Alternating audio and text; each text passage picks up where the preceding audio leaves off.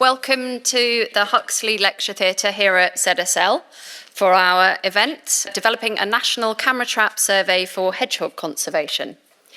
I'm Nida Al-Fulaij, I'm the CEO at People's Trust for Endangered Species, and we're one of the partners for an exciting new project that you're going to hear about this evening called the National Hedgehog Monitoring Programme. This is the 8th Science and Conservation event for this programme, and as part of that we're going to have four talks by 5 speakers, and then at the end we're going to have a Q&A session for a few minutes. So I'm delighted to introduce our first 2 speakers of the night. We have Dr. Emma Cartledge from Nottingham Trent University and Dr. Henrietta Pringle from People's Trust for Endangered Species and the British Hedgehog Preservation Society, and they're going to be telling us about coordinating a national citizen science camera trap survey.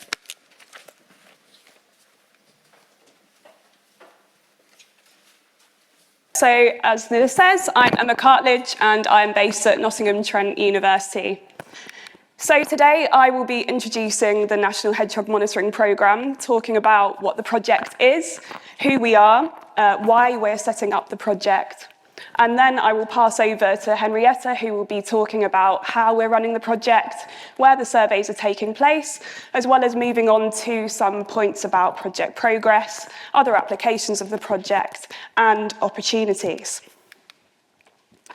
So the National Hedgehog Monitoring Programme, or NHMP, as I will be referring to it as, is a 3-year pilot project.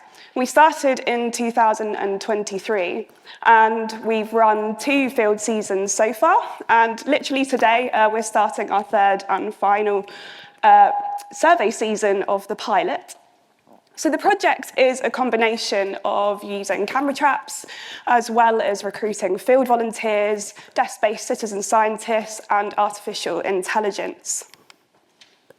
Overall, our aims are to produce robust population estimates of hedgehogs across different habitats so that we can track population changes through time. And with this information, we can contribute to conservation planning for hedgehogs and make effective conservation decisions. As it is a pilot, we're also assessing the potential of creating a more long-term national camera trap monitoring programme. So who are we? You can see all the logos on the bottom of the screen there. The project is coordinated by People's Trust for Endangered Species and British Hedgehog Preservation Society, and is majority funded by Natural England. There are 3 full-time members of staff on the project, including myself and Henrietta, and as well a postdoctoral researcher based here at ZSL. The project is a partnership between various non-governmental organisations, charities and academic institutions, and comprises experts in hedgehogs, hedgehog ecology, species population monitoring, citizen science, using camera traps for population monitoring, artificial intelligence and complex data analysis techniques. So why is the project needed? Unfortunately, hedgehogs are of conservation concern, and very recently, in October, I believe that IUCN Red List changed the categorisation of hedgehogs from least concerned to near threatened. But if we look closer to home, we'll see that the IUCN Red List for British mammals actually considers hedgehogs to be vulnerable here. Hedgehogs have undergone a decline, at least based on current evidence, and we estimate that between 30 and 75% of hedgehog numbers have reduced. We've reduced our population numbers by 30 to 75%, I should say. So since 2000, those are the estimates, but that is alongside an ongoing background of decline. So this is quite a broad estimate, and this is due to various surveys in the past have been focused on different methodologies and also different locations and habitat types, which is why we've ended up with this broad estimate so far. But the project is hoping to narrow this down a bit more and come up with more robust population numbers. So there are a variety of threats. I don't have time to go into them today, and all of them do interplay with each other. That's expected. Anyway, so I'm going to cover a couple of the major threats to hedgehogs. So we think at the moment. So one of those is habitat loss, and the other one is a reduction of food availability. So if we think about habitat within rural areas, we have huge expanses of open fields and degradation of hedgerows. In more urban areas, we have a lot of building development and large impenetrable fences and walls, which makes it very difficult for hedgehogs to move around their environment, find mates and food. But alongside that, there's also been a reduction of the biodiversity and abundance of insects and invertebrates, which is the main food source for hedgehogs.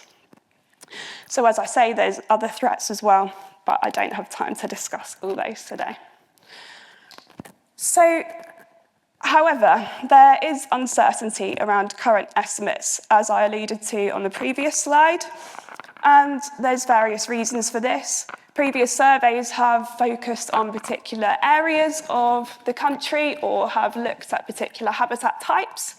Previous surveys might have used techniques which more represent activity levels of hedgehogs as opposed to population numbers.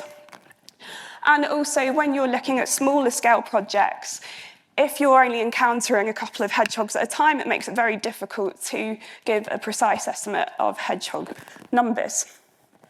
Therefore, there is a need for a consistent methodology to be introduced across different habitat types and at a more larger scale. But why is it important that we track population sizes? So one reason is that we can track population trends over time. So we can have a look at where populations might be doing well and where they're not doing so well. We can then investigate factors that might be affecting population changes. So it could be due to food availability or habitat, for example. We can also detect negative impacts before it's too late. So if we think about just detecting presence or absence, if a hedgehog disappears from that site, it then might be too late to implement any conservation action. But if we're tracking and noticing beforehand that there are some negative changes, we can investigate what's going on and implement some conservation action. And finally, population density, you might hear us referring to that this evening. So it is considered to be the gold standard in wildlife monitoring. So calculating population density means that we can then estimate our population sizes from a density of hedgehogs within a certain area. So we've heard why it's important to measure population size, and I'm now just going to show a couple of visuals to really demonstrate this further, because it is really important for the NHMP. So if we imagine that these two circles represent two different populations of hedgehogs, in the teal and in the grey square, we have hedgehogs. So if we're just looking at presence, we can see, yep, there's hedgehogs there, that's great. But if we have a look at the teal population, there are way more hedgehogs there than in the grey one. So we can then investigate factors which might be affecting the differences between these populations. But then if we go back the next year and survey there and find that in the teal population there are now way fewer hedgehogs, and in the grey population there's actually been a population increase, we can then start to think about the trends of populations and what might be going on there. And therefore, with this information, as I say, we can look into the factors and then start to come up with some conservation plans to help them. So just to quickly summarise my section, there is a need for a dedicated hedgehog survey. Hopefully, I've convinced you of that. So the NHMP, that's where we come in. On the left-hand side, this is what we're aiming to do with the project, implementing stratified sampling with standardised effort, so that we're approaching it in a scientific way and we're able to repeat our protocols across different years and locations. So then as an output, we can track trends over time, calculate robust population estimates, and then also look at trends across different habitats and land uses. So with that, I'm going to pass over to Henrietta, who will be talking a bit more about how we're setting up the project. Lovely, thanks, Emma. I'm Henrietta, I'm from People's Trust for Endangered Species and the British Hedgehog Preservation Society, and I'm the NHMP coordinator. So how it works is that we have a network of regional hubs. And these are run by volunteer organisations, and they act to coordinate the surveys on the ground. So these hubs are run by organisations like wildlife trusts, universities, local mammal groups, all sorts of different organisations who tend to have a sort of pool of volunteers that could help. And the idea is that at each hub, they are responsible for coordinating surveys at up to 5 sites within their region. And each hub receives a set of cameras, and the idea there is that they then use that same set of cameras to monitor sites in succession. Each site is 1 kilometre square, and we put out 30 cameras across the site, and they're left out for at least 30 days and nights.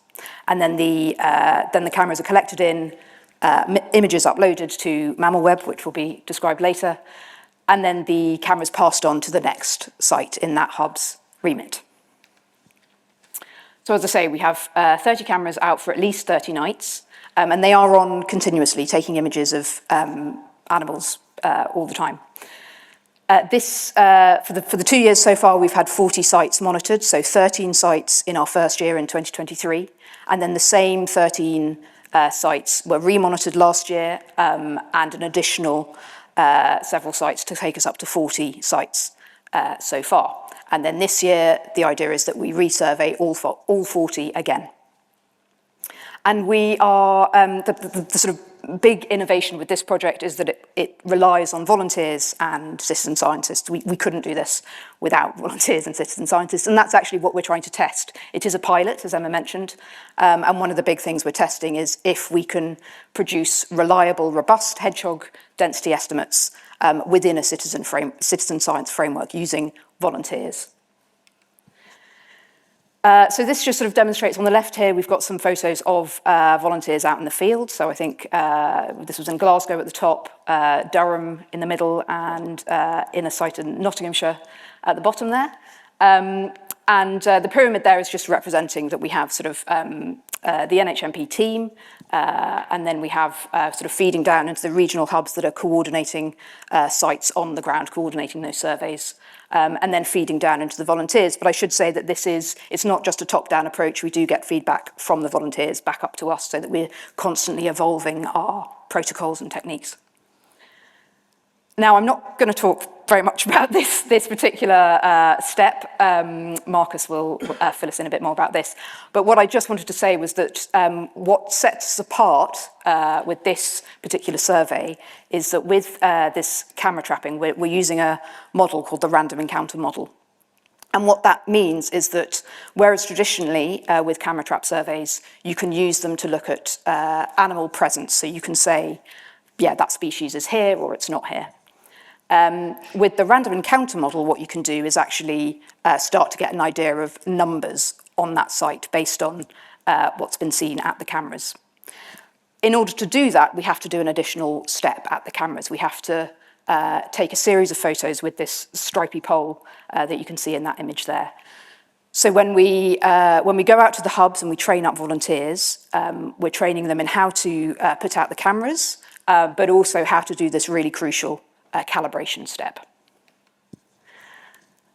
And then I just wanted to briefly talk about sort of another big innovation with this project is the integration of AI, artificial intelligence, and citizen science. It's the two coming together. So this diagram here is just showing some of the complexities involved. So we have images that will be going onto MammalWeb, which Russ will talk to us about later. And through that, we also have the integration, as I say, of AI and citizen scientists, and both are crucial. And you'll hear more about the citizen scientists and the spotting aspect, which is where we ask people to go online and classify the images, tell us what species are in the images. And that's really crucial, but also a really nice opportunity for everyone to get involved. And then this section is just to demonstrate that we also have this quite complex data pipeline, which is brand new for this project as well. So there's a lot of work going into this pilot to to really move along from those images to extract all this key data so that then we can produce these really crucial density estimates of hedgehogs and other species. So this is, this development has been a major part of this project and this pilot. So going back to the practicalities of the project, this is where we've been surveying, where all our sites are. You'll see the nature of the hub model is that some of the sites are quite clustered. And we've taken quite a pragmatic approach within the pilot here.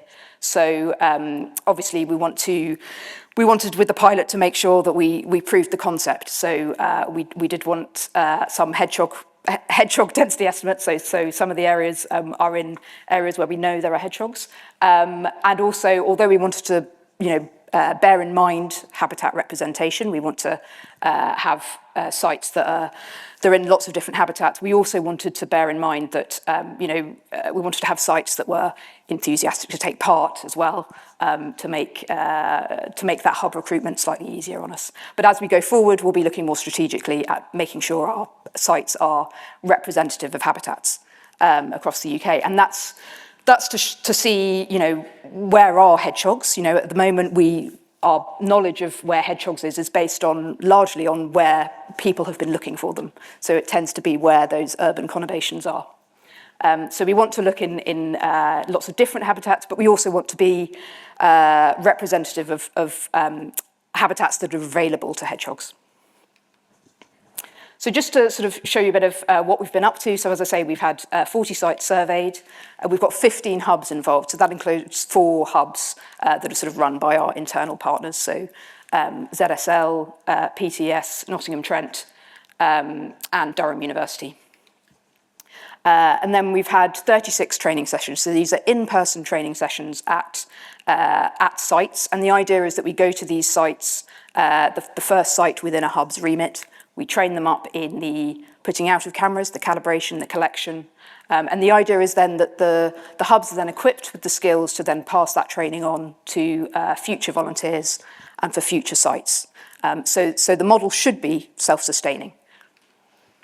We've trained about 350 people, but we also do a number of talks as well, ranging from local talks to recruit volunteers, right through to national talks and international conferences as well.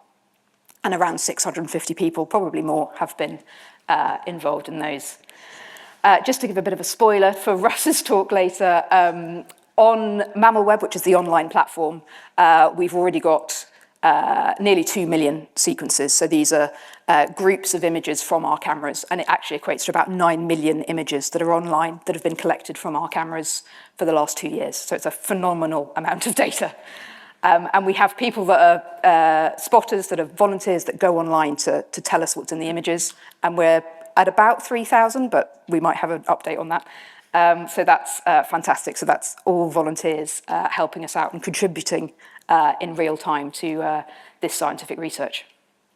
We've also had lots of media and publicity. We put out a press release this time last year to ask people to go online and look through the images.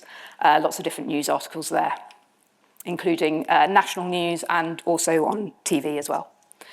Lastly, I'm just going to quickly talk about sort of other applications from the NHMP, which again, Chris will touch on a bit later. But one of the key things is that we're collecting data about lots of different species. The cameras are on continuously, so we're getting lots of images of lots of things. So for more common species like badgers, red foxes and grey squirrels, we should hopefully be able to apply the NHMP, the random encounter model, to those and produce density estimates for those species. And we are in talks with researchers of these groups to produce those estimates. They also produce a sort of a record of what's on site. So we have had pine marten records. They can produce nice images of just different interactions. So here we've got a little owl and a bunny. And you'll have seen some of the images as you've been walking in. We've had quite a bit of fighting in front of cameras, actually. So grey squirrels, we've had roe deer, we've even had mice having a bit of fight in front of the cameras. So you never quite know what you're going to see. So that's another reason to actually go online and do some spotting. Also welfare issues. So we have had this three-legged fox was spotted. This was spotted at the point of upload, so when the volunteer uploaded the image, but also actually was flagged by a member of the public. They then emailed and said, this fox, is in trouble. And so we were able to alert the local wildlife group to that. So there are lots of different sort of applications there. I mentioned the data pipeline. That has been a huge amount of work, and it's also involved the creation of two independent tools that can be used by other organisations for other projects. So those are really important applications. And finally, the hub model, so this network of volunteer hubs. It's opened up a network of collaboration between us, but also the local organisations collaborating with each other as well within regions, which is great to see. Just briefly to talk about kind of opportunities to get involved. So we will have data sharing agreements if anyone, if there are any researchers that are interested in access to our data. There's also opportunities in the future to become hubs and organise surveys at sites. So do reach out if you're interested in that, if you're at one of these organisations. And then lastly, spotting, which I will leave Russ to fill you in on there. And lastly, I just wanted to thank, we have, a number of people in our team, which is that motley bunch on the right. It's a real team effort, but I wanted to thank the funders, Natural England, and in particular our volunteers. This project simply wouldn't be possible without our volunteers and our citizen scientists, so we're hugely grateful to them. Thank you very much for listening. Thanks very much, Emma and Henrietta, for that really comprehensive introduction to the National Hedgehog Monitoring Programme. So now I'm going to hand over to Professor Russell Hill, who's from Durham University and MammalWeb, who's going to tell us about integrating AI and citizen science data. Thanks, Russ. Thanks, Nida. Thanks, everybody. The reason why we established the MammalWeb project almost 10 years ago now, and as we've heard for hedgehogs, it's actually the case that across the UK, mammals are really patchily monitored, and that leads to really imprecise population estimates. And if you're allowed to have a favourite bad statistic, mine is this one, that the latest, government estimates of how many rabbits we have in this country lie somewhere between 2 million and 255 million. But this isn't an isolated statistic. If you look at badgers, they lie somewhere between 80,000 and maybe 1 million badgers. For a species that's been so contentious over its management, it's hard to believe we have such a poor handle on how many they are. The estimates for hedgehogs, I think, are somewhere between 730,000 and 12 million. We've got a lot of space here to improve on those over the course of this project. But mammals stand out from some other taxa that are really well monitored within the UK, such as birds or butterflies, where you've got established monitoring programs using citizen scientists or volunteers very often that have been running for 50, 60 years. And part of the reason for that is that mammals are elusive or nocturnal, which makes them very difficult to monitor through direct sightings.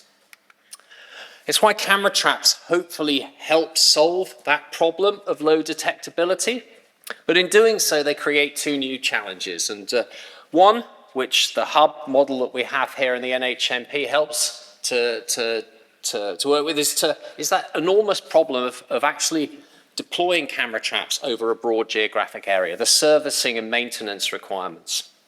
But the second problem is also the high volumes of image data that we collect, and hence just given a sense of the volumes that we collect through the NHMP. So in response to these problems, we established MammalWeb back in 2015 as a partnership between Durham University and Durham Wildlife Trust, working with the Wildlife Trust members, with an initial focus on camera trapping in the northeast of England. But we've now extended, in part because of the NHMP, to have national coverage. And we're based on a web platform that really is quite simply just about integrating camera traps with citizen scientists. And in doing that, we hope to unlock two particular benefits of citizen science.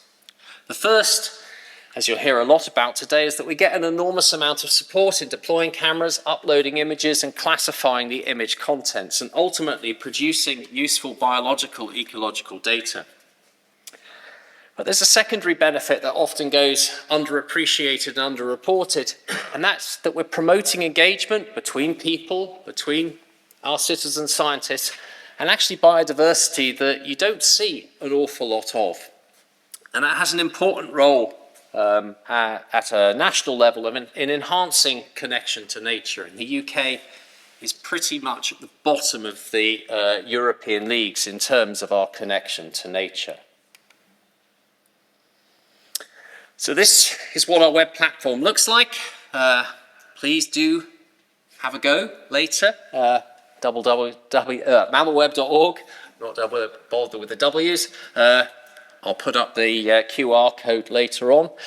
And broadly speaking, there are two ways that people can contribute. The first, if you own a camera trap, anyone that owns a camera trap can, or is working as part of these hub models, can serve as a trapper.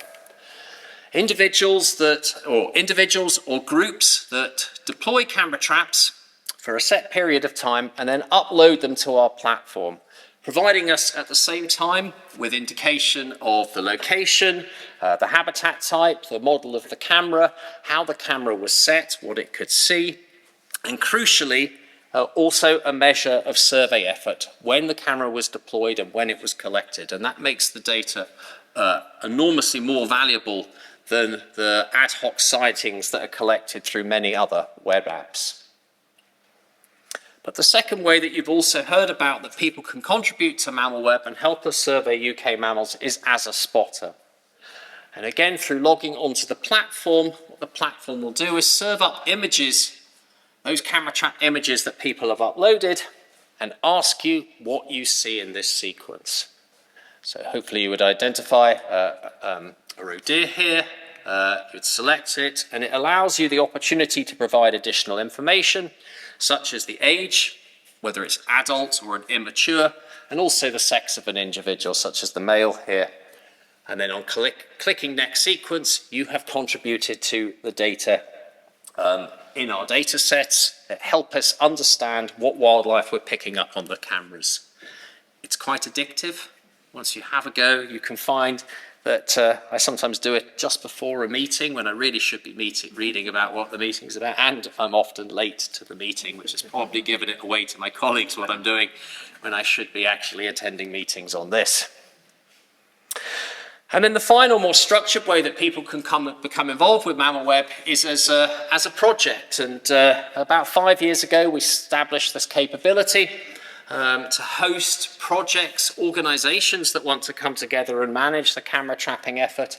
And perhaps, well, undoubtedly, the most important project that we've had as part of that is the National Hedgehog Monitoring Programme. And so if you wish to contribute to this, particularly to help with our spotting efforts, then if you navigate to the projects page, you'll be able to find at the very top of the page our project there.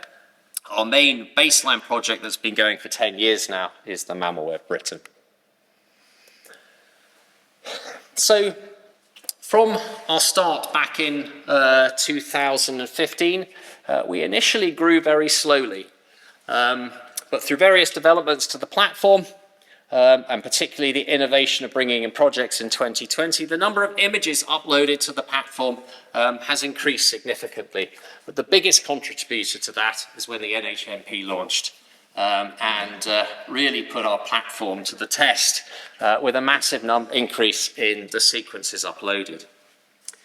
But of course, uploading the sequences doesn't in itself tell us an awful lot about the wildlife around us. What we need to do is know what is in those sequences, and that's where the spotter efforts in identifying what's in the sequences becomes really important.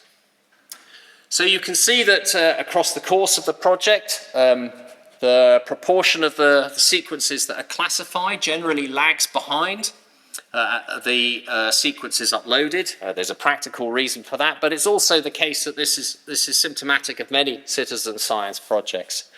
And of course, we want sequences to be classified more than, we don't take just simply the first spotters classification. Ideally, we want multiple people to look at it so that we gain confidence in knowing what is in the images. And so one of the big challenges with citizen science is that you need to get a large number of people engaged in order to help you with the spotting effort. And there are two other challenges that we've had to address as part of this project. The first is that we don't want to be serving up images of people or humans for people to classify. So this is my colleague Phil Stevens, who's very much leads on this MammalWeb project with me at Durham University with one of the calibration polls that you've just seen. But of course, because we're putting these out in public spaces, we could catch people doing anything. And we don't want to be showing that to the public. And how do we go about screening those out without looking at them all manually? We also have a second problem, and I hope this works, when you can hear it too. So I'm using video footage here to illustrate the point.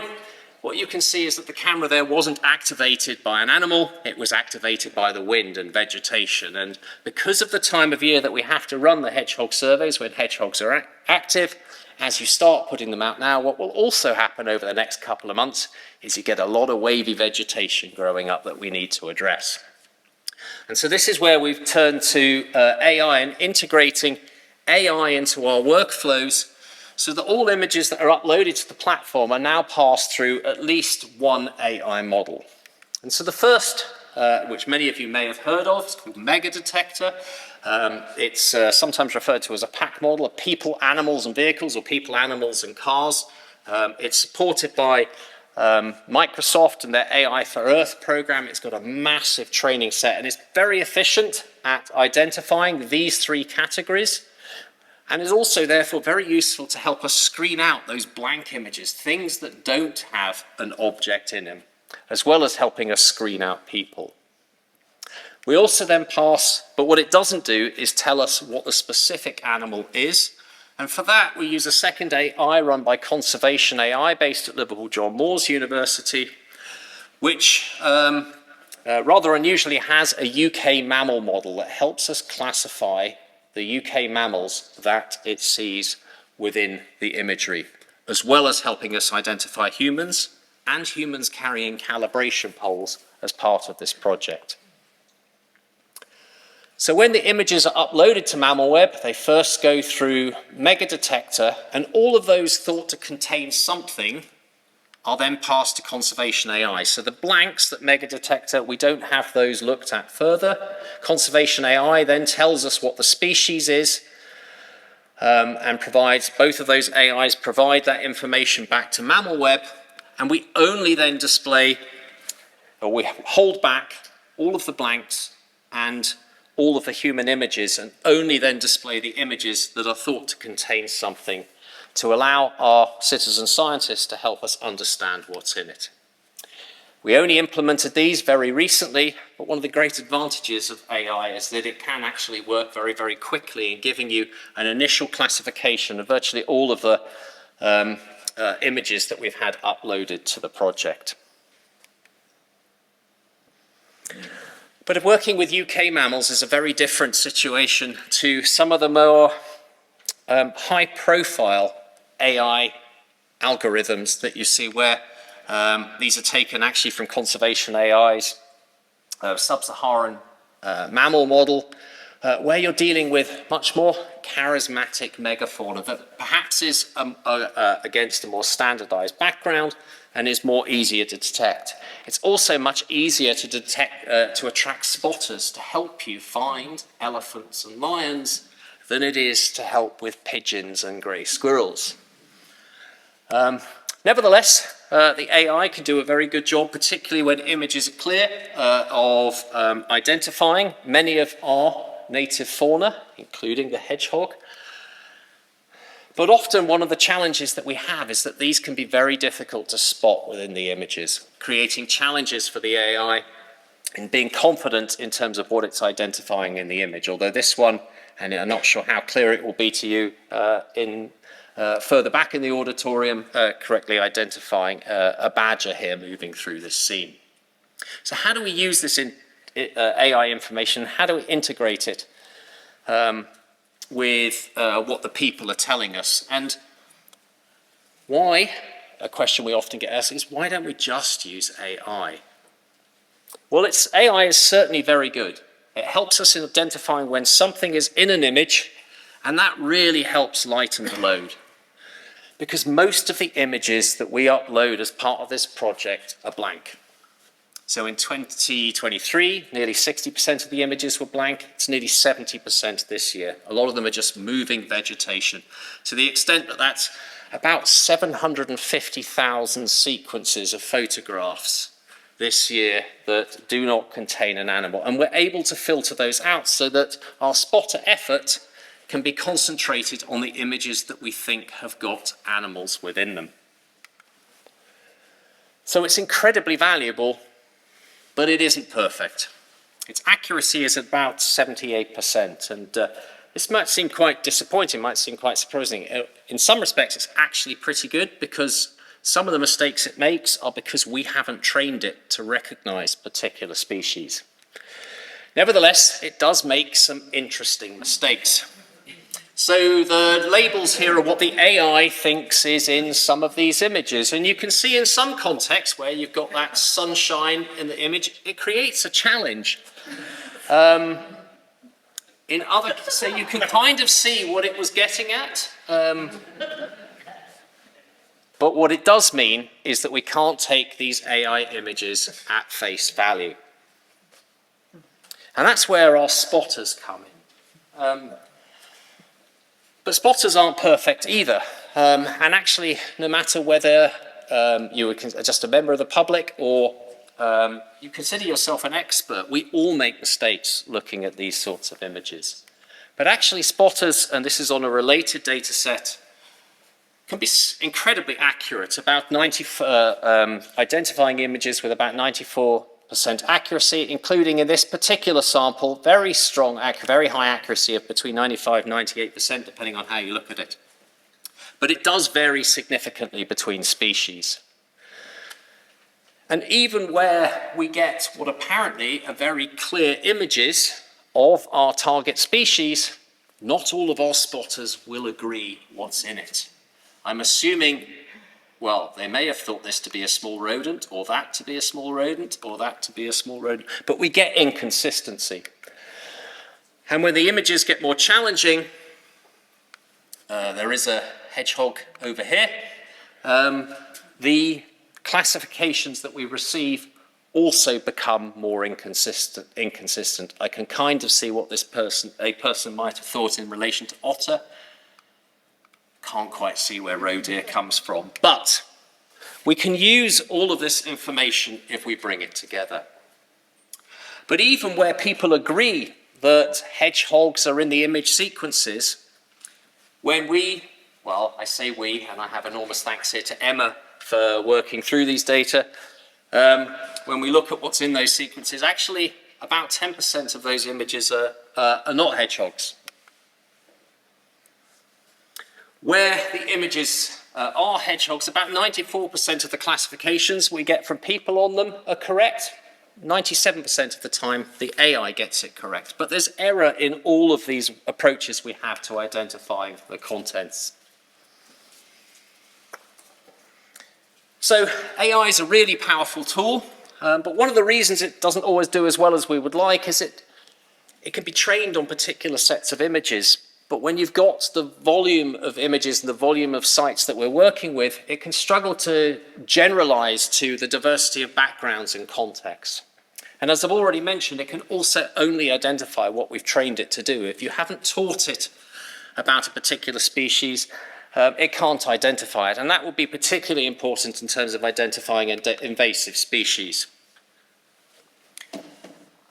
But the really powerful way that we can address this is by integrating what our spotters tell us and actually that should say integrating spotters and AI rather than people and people is very powerful.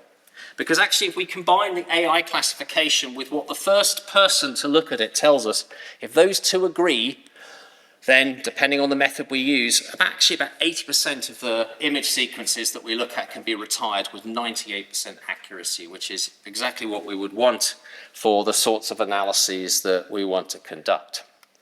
But what this always means is that people, spotters, certainly for the foreseeable future, are going to be needed. And so if you are interested in this, we'd be great to have you sign up and register as a spotter on the platform.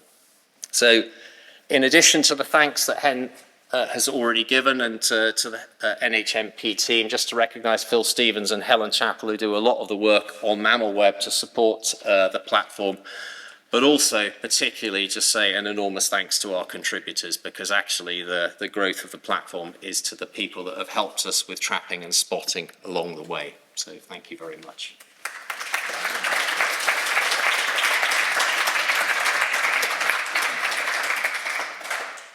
Thanks very much, Russ, for that very impressive overview of a platform with that huge number of sequences. Next, I would like to introduce Professor Marcus Rowcliffe from the Institute of Zoology here at ZSL. And Marcus is going to be talking about the application of the random encounter model to mammal monitoring in the UK. Thank you. Thank you, Nida. Okay. Here we go. So, I want to sort of move on to the final stage of the process now, where we move from, we've been through the image processing element, and then we're getting some data at the end of that. How do we process that into numbers? We get to our abundance estimates that we can start to do something with in terms of conservation decision making.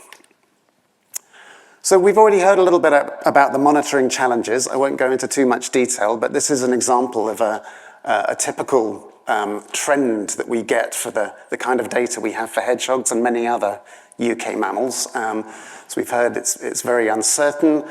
Meanwhile, we have much more rich and robust patterns of data for things like birds. Russ mentioned a few other things where we get really nice trend data with some good statistical idea of certainty on those. That's really great data for making decisions. It can tell us a lot. It's over a long time span. That's what we're trying to move towards.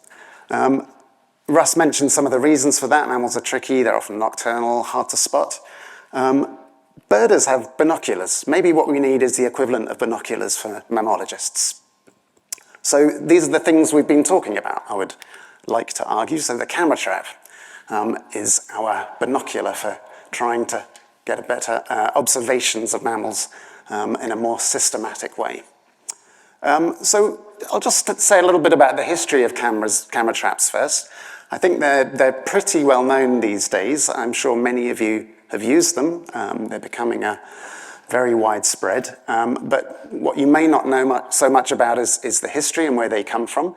And as the timeline at the bottom suggests, it's perhaps a deeper history than you might have imagined. So camera traps go right back to the early days of photography, really.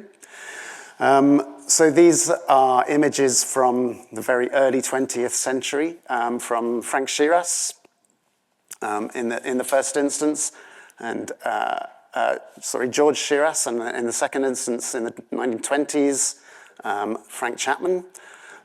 So they were using the camera technology of the day with physical tripwires set up around them in this very elaborate setup. Not the easiest thing to set up, but it did produce, for the very first time, these incredibly beautiful pictures of wildlife in their natural environment. That's a puma in Panama. And that was unprecedented at the time. Nobody had ever seen anything like that. So it was revolutionary in that sense. Not a great deal of development after that until the 1960s, when these chaps, Abbott and Coombs, came along with their invention of a light-triggered, so a light beam-breaking camera trap, which they published the setup for, and they recommended it as a way to start observing mammals in a better, more portable, as they put it, way. It weighed about 20 kilos, so I'm not sure we call it portable by today's standards. And it cost the equivalent of about £3,000, so it didn't really catch on. The real game changer came in the late 90s with the rise of miniaturized electronics. As so many gadgets were starting to become more common then, camera traps were no exception. And it was really the coming together of two specific types of technology. So it was the miniature automatic camera that was already quite common by then, and the passive infrared sensor, which is the kind of thing that triggers your security light, which had been invented in the 1950s, but was only really mass-produced and widely available from the 1980s. So it was some bright spark who thought to put those together, and we came up with the camera trap. And it was at that point that it really started to become a scientific tool. So if I plot the rate of publications that used camera traps or mentioned them, talked about the development of camera traps, there was that very first publication in the 1920s from Frank Chapman. There was that one in the 1960s. And then we started to get a little bit more coming in the 1990s. And then it really picks up in the late 2000s when we start to get the first digital camera traps. And it's still increasing at a rapid rate, so there's still a huge amount of interest in these things. So this is why we thought the time was right, really, to start harnessing this to scale up and start getting some really good, robust, national-scale monitoring of mammals, and specifically hedgehogs, in the first instance. So using these, we get lots of images. You've just heard about how many images we're processing in this scheme. That can translate into lots of data and can give us a really rich idea of quite a number of different aspects of wildlife ecology. So just to give you a quick overview of that, we can look at species richness. So these are species accumulation curves, so looking at in relation to effort, how many species do we see at different sites? Some of those sites, it would suggest we haven't seen everything yet. Others we probably have, so that's useful information in its own right. We can get some idea of behavior. So these are daily activity patterns for a few different species, so we can see whether things are strictly nocturnal, diurnal, or have some other kind of activity pattern. We can look at how that varies in space and time and think about the processes that might be driving that. We can look at occupancy, so spatial patterns of distribution. We have really sophisticated statistical methods now for pulling out patterns of this that control for variation in detectability. And we can start to build up an idea of what drives those spatial distribution patterns. And then finally, the gold standard that Henrietta mentioned, abundance or density of animals. We can also get this from camera traps. And we're using one of these abundance models in the NHMP. But how do we do that? So these are not hedgehogs, clearly. But I want to illustrate one way that you can count animals with camera traps. So these are leopards in India. And the crucial thing about these, or the really useful thing, is that we can recognize individuals. So there are 3 photos here, but only 2 individuals. If I zoom in, you can see that those 2 on the left, that region of coat pattern matches perfectly. And that is distinct and unique to that individual throughout its life. So we can track those individuals from these remotely captured images. And we can use a statistical technique known as capture-recapture in order to control for maybe some individuals that we might have missed in the population. And these are really well-developed, robust methods now that are the standard approach for things like leopards, tigers, other things with stripes and spots that we can recognize individually. In contrast, these are 3 photos of hedgehogs from one area, which could be the same individual, but we have no idea. There's no way that we could try and identify those individuals. So we need a different approach. So this is where the random encounter model comes in. So this is an alternative approach. There's a few different methods that one can use now for estimating the abundance of unmarked individuals, unrecognizable individuals. And this is the one that we're using for the NHMP. So I've gone a bit crazy with the PowerPoint animations here, I'm afraid. I always advise my students not to do this, but I felt it was potentially useful in this case to try and illustrate how the random encounter model works. So imagine you've got one lonely hedgehog here, a small population, and it moves a certain distance in a day. So it wanders through the environment and it bumps into a camera trap and triggers that. So it's that represents the hedgehog moving through the viewshed of that camera and triggering it. There we get a record of that happening. What happens if suddenly there are loads more hedgehogs and they're all moving around in a similar way? We're going to get more records of hedgehogs. So there is this relationship between abundance or density of animals and the rate at which we observe them in our camera traps. But, as I'm sure you're thinking, that's not the only thing that affects trap rate. There are some other things that confound that, and we need to try and take account of those.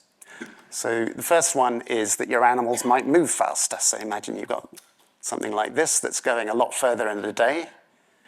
And again, that's a small population, but simply because it moved around more, we're going to get more records. The other thing that can change, of course, is the size of your viewshed. So if your cameras are seeing further, even if you've got a small population, you're likely to get more records, everything else being equal.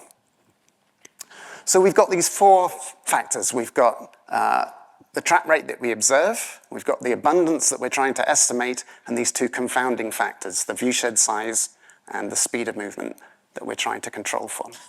So what we've done with the random encounter model is to borrow some mathematics from physical chemistry that describe the rate of contact between moving particles in a gas.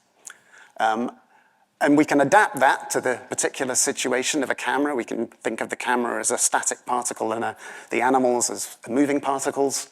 And we can define a strict relationship between those four variables. So if we know the trap rate, the speed of movement, and the viewshed size, we can estimate from those the density of the animals.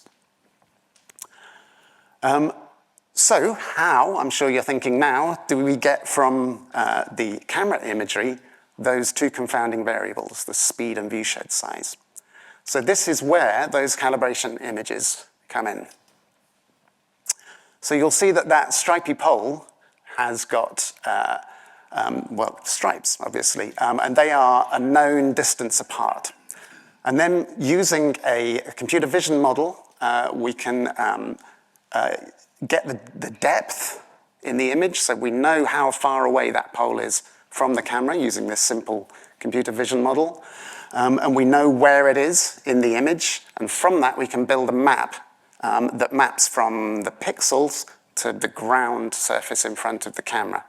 So once we then look at the animal imagery, we can, from that, judge where they are in the image, in the real world, relative to the camera. So that then gives us our animal locations, and from that we can estimate the viewshed size. So if all of our animals are close up, that tells us we've got a relatively small viewshed. If we've got a wide spread going a long way away, we know that we're seeing further with our cameras. And that can be influenced by a whole range of factors like temperature or vegetation, those kind of things. So, just getting an average viewshed size from those data enables us to adequately correct for those issues. And then also the animal speeds. So how do we do that in practice? How do we gather those data? So this is the agouti stage. So you may have seen that on the process diagrams earlier. Coming out of MammalWeb, the images flow into this platform called agouti, which is a image management platform similar in some ways to MammalWeb, but more focused on research applications. And one of the research tools that it integrates is the depth modeling process. So it has those in the background, enabling a smooth processing of those images to get to the data that we want. So this is a screenshot of what an image might look like in agouti. We can then track where the animals are in the image through that. So this is a short sequence of a hedgehog moving through the image. We track where they are. And then in the background, the depth modeling is going on, and we get as an output from that position information. So this tells us the radius and angle initially when the hedgehog first appeared relative to the camera. It was 2.3 meters away. It traveled just over 4 meters across that sequence over a known time period from the timestamps, and therefore we get the speed. And we get lots of observations like this. So this is what we're doing at this stage of the process. And those can then feed into the density modeling, which is the final step. So I can now announce the results of the first year survey. So these are the 13 sites that were covered in that first year. This is where they're located, and these are their density estimates. So we can see that there's a wide range of densities, first up. So 6 of the 13 sites didn't detect any hedgehogs, but we did detect them in 7 sites. And then we had densities ranging up to really somewhat surprising, but quite interesting density of not far off 100, about 80 odd hedgehogs per square kilometre. So an interesting site, Farnsfield. It's in Nottinghamshire, and it seems to be where a culture of extreme hedgehog friendliness has developed. So there's a massive amount of looking after hedgehogs, feeding them, providing houses, rehabilitating them if they get injured, and so on. So it seems possible that that's a genuine density estimate boosted by the behaviour of the local population, which is quite interesting. But overall, we get a much lower density estimate, around 2 per square K. So the interesting thing that we can start to do with this is quite preliminary. There's rather fewer sites than we would like thus far. This was just as we were ramping up. And as you saw, we're now up to 40 sites, so that we'll really be starting to get into some interesting data analysis at that point. But we can already start to see some habitat associations here, potentially. So if I overlay those habitat associations, these are the primary or the most dominant habitat type of each site. And you can see that woodland, grassland, arable are tending not to get high hedgehog numbers. So we didn't get hedgehog sightings in either of the 2 mainly woodland sites. Most of the sites where we're getting hedgehogs, and particularly the high densities, have a lot of suburban habitat in them. So this is interesting, and it chimes with what we know from the existing data sets, or we're expected to find. It seems reasonably good evidence already that hedgehogs are doing best in the UK in these suburban habitats, and already we're starting to see that sort of pattern emerging in our data. So that's an encouraging sign that we're on the right track here. So this is the basis from which we're going forward. As I said, as you've seen, we're scaling up the number of sites. So the next steps for analysis then are to, with that more extensive data as that comes through, we're going to be building more formal habitat models, not just looking at those associations visually, but trying to build some models of how that works in practice. Looking at the long-term trends as we build these up over time, improving the data pipelines, and then as they improve and our ability to handle more data improves, extending species coverage, so it's hopefully looking at a wider range of mammal species that we've hitherto struggled to get really robust data for. So just to finish, thank you very much for listening, and to thank you to all of the collaborators, so my collaborators in Wageningen University, which hosts the Agouti platform, and my colleagues with whom I work on these issues. So. Thanks very much, Marcus, for taking a very complicated subject and model and explaining it very clearly. And our final speaker is Professor Chris Carbone, also from the Institute of Zoology here at ZSL, going to be talking about the challenges and lessons from national camera trap networks. Thank you, Chris. Great. So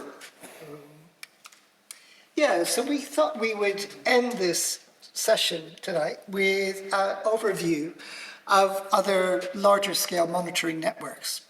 And I guess we thought we'd do that because it would give you kind of a broad perspective on this issue, but also it would help us to think about lessons that we could learn for the NHMP going forward. So I think we all realize that there's huge value in having global biodiversity data sets. They provide a really important opportunity for us to develop international biodiversity conservation policies. And in the UK, landholders are now being facing legal obligations to maintain or increase biodiversity. But there's no way that we're going to be able to assess our progress with these biodiversity targets if we don't have some information about the basic numbers of animals and their distribution at the same time. So I thought we would specifically look at camera trap networks here. And start with a sort of local example from a project that I've been involved in, and Kate Scott-Gatty, who's in the audience here, heads at the moment. It's called the London Hog Watch. And this project uses camera trap surveys around Greater London to assess the conservation status of hedgehogs across the capital. And we reckon what we've done here is divide up the sort of activities that we do. We're involved in a pie chart for a medium-sized survey. And this doesn't include startup costs, which you could spend several £1,000s buying a couple hundred cameras and related equipment to start the project. But we find that about a third of our costs are made up in sort of just maintaining the equipment, organizing new surveys, setting up new surveys. I don't know, yeah, good. This area here, we spend probably typically for a medium-sized survey, actually running, putting out the cameras and collecting them afterwards. Now, this is based in London, and our sites are accessible and easy to move around in. If you lived in the countryside, in remote areas, especially rugged terrain, this yellow region here could increase hugely. But what we do get a lot of is camera trap photos in London. And that's because we have a lot of photos. We also, so we spend about half of our time just going through the data and another sort of quarter of our time analyzing that data. And of course, that can all vary by site and the in-depth level of analysis that we're doing. And as others have said, Russ and just about everyone, all the speakers have said that AI has a really important role in reducing the cost of this. So one other issue that we haven't talked about included in this pie chart is that sort of cost of data storage and maintaining that sort of repository of the data and having the wider organization of data sharing agreements. So that's not included here, but I will talk a little bit about that later in the presentation. So just to bore down a little bit further and show you an example of a kind of data set that we get. So this is from Hampstead Heath. It's a big park in North London, many of you will know it. And about every 3 years since roughly the start of London Hog Watch, we've been running large camera trap surveys of 150 cameras. We do these surveys in the middle of the summer or late spring, early summer. And we quite traditionally catch loads and loads of photos. We can get as many as 1 million photos among those cameras. And it's not surprising that because Hampstead Heath hosts about 7 to 10 million visitors in a year, that most of our photos are of people. And as Russ was mentioning earlier, also we get a lot of blanks from, moving vegetation. Now, it's wonderful that we've got the mega detector, which Russ has mentioned, that helps us to remove that and greatly make this more efficient. Interestingly, even though this is one of our most important sites for hedgehogs in London, we reckon that you probably only get about 1/10 of photos are actually of hedgehogs themselves. So it's a little bit of trying to find a needle in a haystack. But despite the fact that we've got the mega detector, that's been a big improvement in the cost of running these things, we still reckon that it takes us 1 to 2 days of staff time as a bare minimum to put out a camera and take it through to analyzing the data. And it could easily take longer when you start doing more sophisticated work like doing the REM analysis.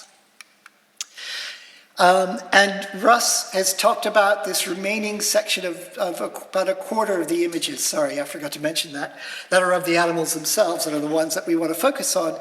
And in this case, this quarter would have a mere 250,000 photos to go through. AI tools like conservation AI would be really important in further reducing these costs. So how do other major programs reduce these costs? And one of the things I've noticed looking at the literature on this and looking at, reading about these programs is that they all leverage existing partners who have their own resources. They all require, a big network of contributors. And they still yet require substantial levels of funding in their own right. So I'm just going to review a couple of these very briefly and discuss them. So these are some of the funding agencies that have gone into these other programs. So I think one of the most interesting ones is this All India Tiger Estimation surveys. And this is funded by the Indian government. It's by far, I think, the most intensive camera trap survey in the world. Perhaps it's not the biggest extent of coverage. It only covers the whole of India or tiger areas, and there are some wider scale ones perhaps than that. But in terms of numbers of cameras, I think this beats all the others out there. It's an interesting one because they have 3 different kinds of data that go into this. So they have on-the-ground surveys of tiger signs and other animal signs and human activity, signs of human activity. And this, they use literally tens of thousands of park staff and forest conservation staff, conservancy staff. They're all Indian government, mostly Indian government funded, that take part in this thing. And they also run major analyses using GIS data and satellite imagery to provide a broader perspective. And then in the core tiger areas, they do intensive camera trap monitoring. And I say intensive, in 2022, they employed something like 32,000 cameras in this survey. So huge levels of survey effort. And that's allowed them over the last decade to show that there has been an increase with concerted effort and conservation effort in this case. There has been an increase in the tiger numbers and an increase in the tiger distributions. And also to look at where the tigers are doing better, where they're doing not so well. They can look at the local factors that are driving those sort of changes. So really important stuff. Another big program is the European Observatory of Wildlife, or EOW. This is a project that has been going for a while, also with being led by colleagues that Marcus is working with. There's over 100 major surveys that are included in this work. It's part of a bigger network called EnetWild, which also looks at wildlife diseases in European mammals. And all these data end up being stored in the Agouti platform. Similar to the EOW is the Snapshot USA and other snapshot programs. And this has a program that is a US-led one and US sort of NGO funded with some government funding as well. Apparently the funding model in this is fairly light. It's focused on really the partners, the individual partners are providing their own funding to do these surveys. But they contribute to this whole network and they try to manage some centralization of the way the data are collected and things. And all these data goes into a big data platform, camera trap data platform known as Wildlife Insights. Right. So virtually, as we've seen today, all of these big networks feed into big data platforms, database platforms. And I'm just going to give you some examples here that kind of cover the spectrum. I won't cover MammalWeb in this slide, and it's not anything to do with the fact that Russ is a Liverpool supporter and I'm an Arsenal supporter. It's really that we've covered that a bit, and I don't want to run over time. But these represent an interesting spectrum from the All India Tiger one is all the data there goes into the tiger cell within the Wildlife Institute of India. And this is major funded by the Indian government, but it's not openly available to the public. So really the access to these data are limited to people who run the program. And I guess there's lots of reasons for that, and also there's a lot of conservation-sensitive species that we get in this record, so perhaps that makes sense. On the other extreme, you've got Wildlife Insights that open up their data to the public after a 2 to 4 year span, I think, and is very much built around the idea that you're going to have large-scale data sets openly available to the people. And here's an example of all the sites that are included in the Wildlife Insights, and it's a really global data set, obviously of immense value. Agouti probably sits somewhere in the middle where they encourage data sharing, but not all the partners necessarily have to. And you know, all of these, you know, we have this broad issue that having global analyses of camera trap data would be hugely beneficial for our understanding of the status of biodiversity. But we also have to realize that a lot of individual work has gone into collecting these data, and we need to kind of balance the need for global and open access to these data, but also representing the needs of all those people who contributed. I think quite often you get some complicated relationships because people feel left out for not really getting recognition for all the hard work they put into these. And the bigger the scale of these collaborations, probably the greater the risk of this happening. So what kind of lessons have we learned then in putting this together for the NHMP? Well, I think we want, since all of these programs really rely on their networks, I think we could perhaps expand our collaborations with university partners. The UK has fantastic universities, and it's a really exciting opportunity there to expand our network. The slight problem is that hedgehogs tend to go into hibernation around the time the academic year starts, so there's a bit of a mismatch in timing, and that's something to consider.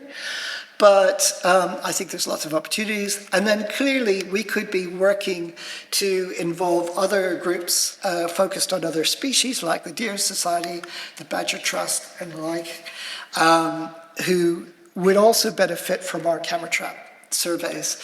And likewise, we'd benefit from any surveys done on their sites. So I think those are really exciting opportunities. And with that, I'd probably just wrap up by saying that put out a call for action for improved funding for large-scale monitoring networks. I think these are hugely valuable. I think they're great. They're very efficient in terms of, you know, you bang for buck. It doesn't actually, you know, because of the networks and the strength of those networks, we're saving quite a lot of money in all this. But they are expensive. They do need some central running, and that takes funding. The next thing is, I would say, is that there is a huge potential now for increasing use of AI tools to automate and reduce the cost of biodiversity, analyzing biodiversity data. But ultimately, these tools, the value of these tools is going to be limited by the availability of biodiversity data. So the two go hand in hand. And so, yeah, I hope that we can combine these and have, you know, that'll be incredibly valuable. Right, with that, I'd like to end and thank you all for listening.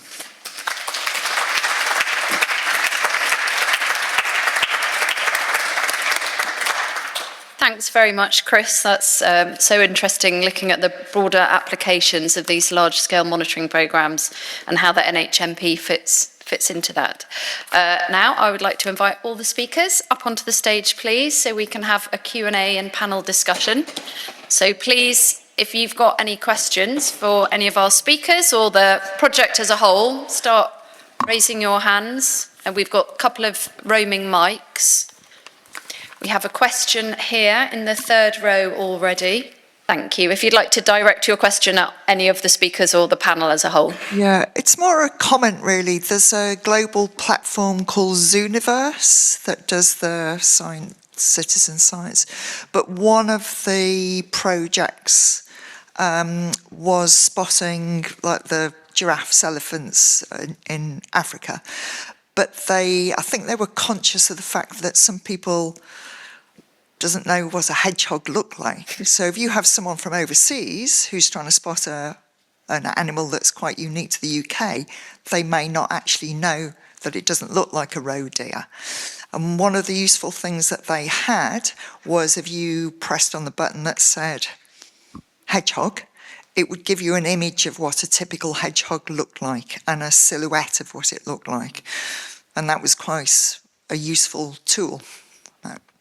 More of the comments. Thank you. Was that a kind of question about, so if we go to Russ, about clarification? Yeah, so actually, if you do that within MammalWeb, and I didn't demonstrate it, but if you selected roe deer, it will actually bring up an information page which shows you images of what it looks like.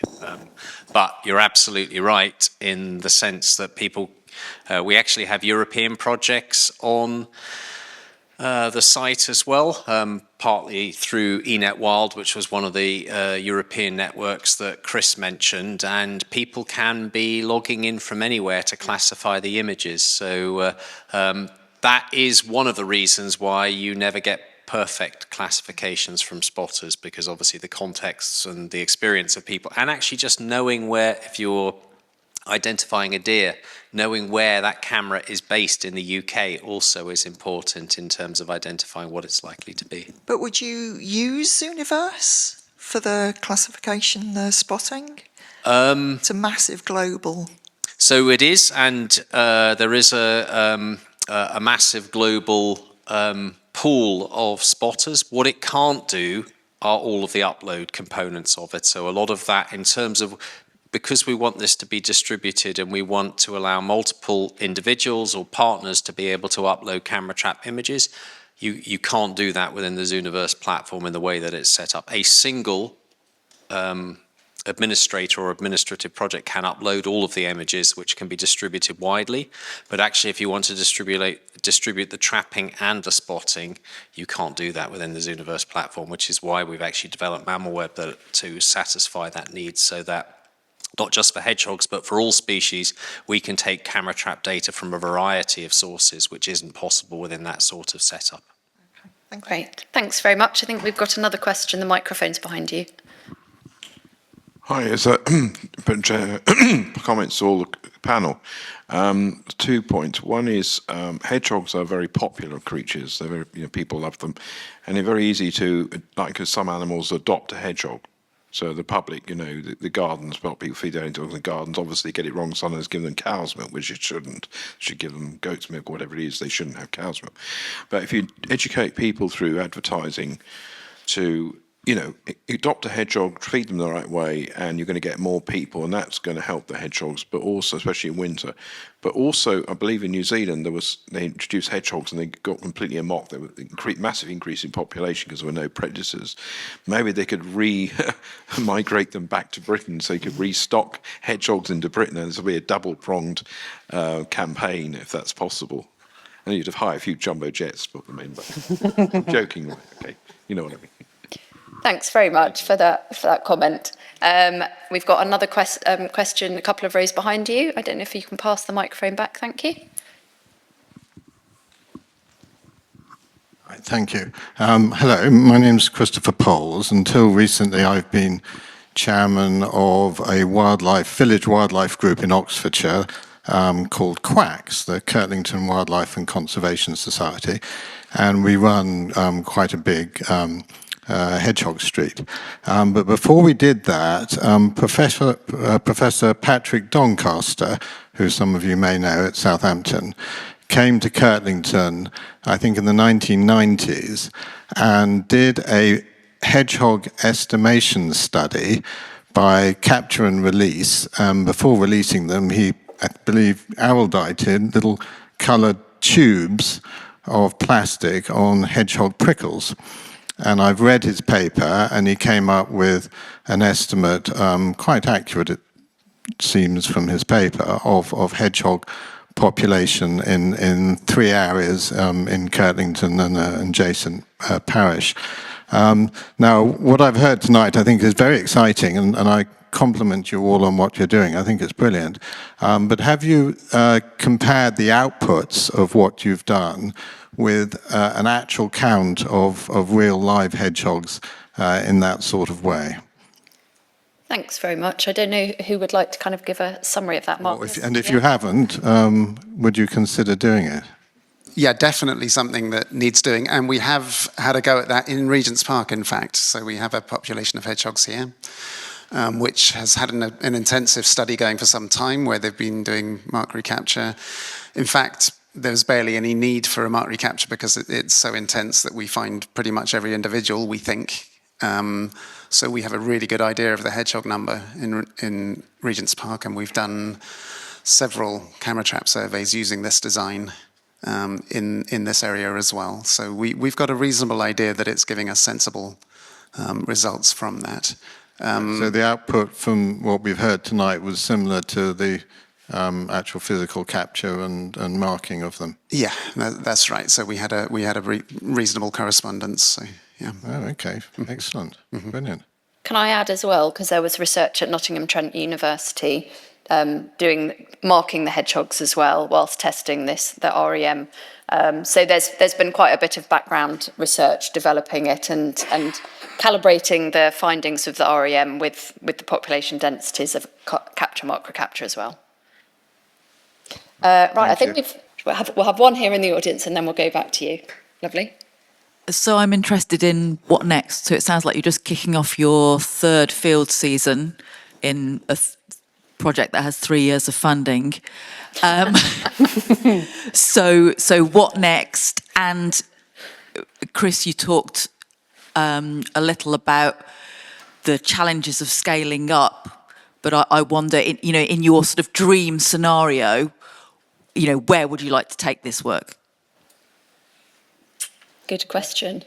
Do you want to take it? Or? Yeah. Go on. Okay.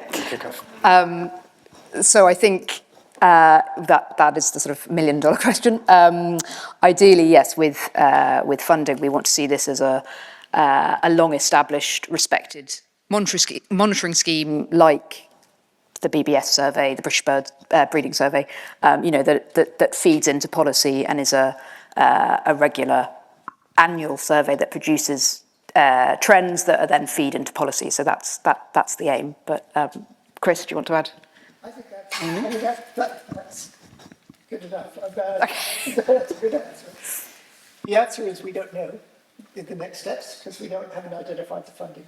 But we have huge ambitions, don't we? Yeah, we'll keep talking to our current funders and looking for new ones, and yeah, as Hen says, hopefully get it established as something that needs to be kept going, and we'll have regular funding in that way. So. I'm looking for suggestions from the audience. Lovely. Ask those questions. Yeah. Great. You were millions last week. Sadly not. I think we have some questions online. We do. We've had lots of thank yous online as well. So thank you very much for all of your talks. So the first question is from Lucy, who says, presumably AI is developing really fast, so will become more accurate. What needs to be done for it to become more accurate in identifying UK mammal species and reduce the need for spotters? Bit of a controversial one there. Well, so one of the things that we've been working on, and again, the we is Emma particularly, I think, has been helping lead with Hen on developing training data sets. So one of the most important things that we need to do to help these models recognize species is to ensure that they are trained on a large diversity of images and a relatively equal balance of images of all of the species of interest. So one of the things that we've been trying to do through having access now to large numbers of images is develop that broader training data set. But I would go back to where I also finished and say I don't think we will ever remove the need to have people within the process, because it's not just about making mistakes, but there are things that turn up from time to time on camera trap images that the AI will not recognize. So we've had a raccoon in Sunderland, we've had ring-tailed coatis in County Durham. These are non-native, and the raccoon is on the list of the potentially most invasive species, mammal species within the UK. And AI cannot detect that because we will not train it on species from other countries, but people cannot recognize that, and then we can take appropriate interventions. So whilst we would like the AI to get more and more precise, I think it would be a real shame if we lose the people from the process, because also we start to break that connection to nature, and actually I think that is also a real concern in terms about the future of our biodiversity. Great, thank you. Have we got any more questions online or in the audience? There is one more online, if I may. Yes, and then we'll come to the woman in the... So another one, this one's from Jim, who's, I think this is maybe in relation to Henrietta's talk, saying the map of regional monitoring hubs shows large areas of North Wales and South East England with no hubs. Is this intentional? Are more hubs required? That it's not intentional. So yes, we do have gaps. We are limited by the number of sets of cameras we have. So for this pilot season, we only had a certain number of sets to support 15 hubs. So, but in the future, yes, we would like many more hubs. The aim is to go big, all over the country, all the nations of the UK as well. So yeah, we want as much coverage as possible. Lovely, thank you. And we've got a question here in the audience. So there's a microphone there, just lovely. Yeah, hello, thank you. Really, really interesting. I really enjoyed the talk. The question I've got is less about the sort of data capture and more what you said right at the beginning. You started out by saying the hedgehogs looked like they were in decline, the numbers seem to be going down. But then towards the end, there was a graph showing the distribution of hedgehogs seemed to really like the suburban environments. And I just wondered what you all thought, whether this is actually, we worry so much about the decline of wildlife and biodiversity, but is this kind of wildlife simply just adjusting to the new normal, adjusting to the fact that we are more urban because there are probably different food sources and different places for them to sleep and live and things in an urban environment. So should we be worried, or is this actually a good thing? Yeah, just interested on your views. Anyone? Yep.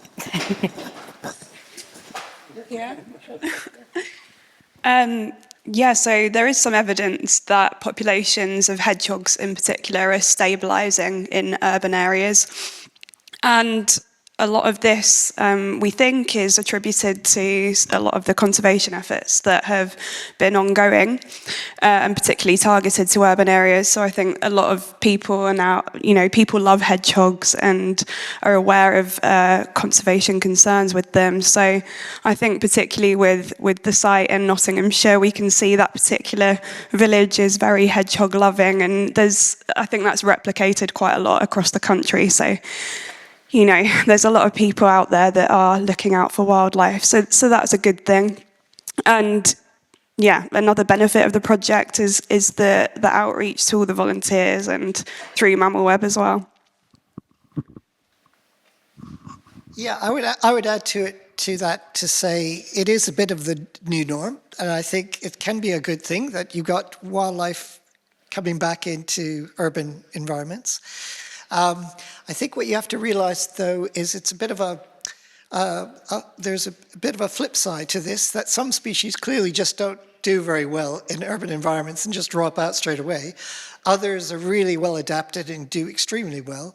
And there have been studies showing where the abundances of rural populations of some species that are also good at living in cities are actually lower abundance levels in those rural areas than they are in the cities. In the cities, they're able to capitalize on huge levels of resources that humans leave in waste and other things, or through feeding in gardens and things. So yeah, I mean, clearly foxes are an incredible example of that. They have done extremely well in the cities, and that wasn't always the case. I think in the 40s they were very, very rare in London, and now they're virtually everywhere. So it's an interesting phenomenon. I think for hedgehogs, cities are a bit of a mixed bag. They can really do quite well, but then, there's a really vulnerable to fragmentation, which is why hedgehog highways are so important. And then, thinking about wider networks and how these populations are going to be linking up and, avoiding that kind of genetic isolation, which would be the death knell of them. So, I think there are some big challenges there, but I think there's some opportunities as well. Great. Thanks very much, Chris. Thanks for the questions. I think that's all we have time for. So if you just join me in thanking our wonderful speakers again.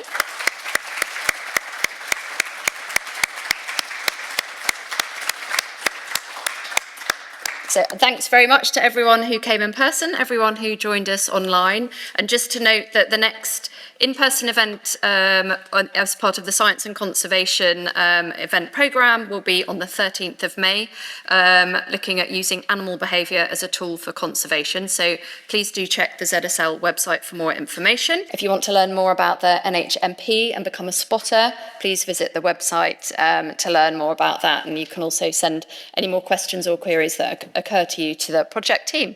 So thanks very much for coming again tonight.